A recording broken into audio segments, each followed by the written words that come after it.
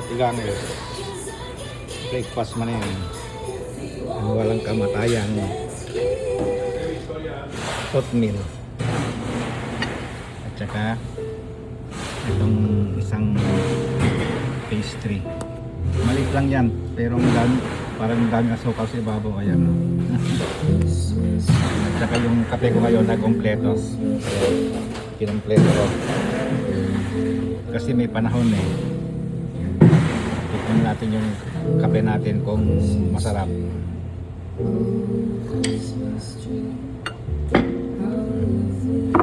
Isa lang nilagay ko na ganito na ano, pero masarap na eh. Ay matamis na eh. Ito. Okay, yun lang. Kainan na. Ilagay na pala natin yung ano, yung honey ito. Okay, bye bye.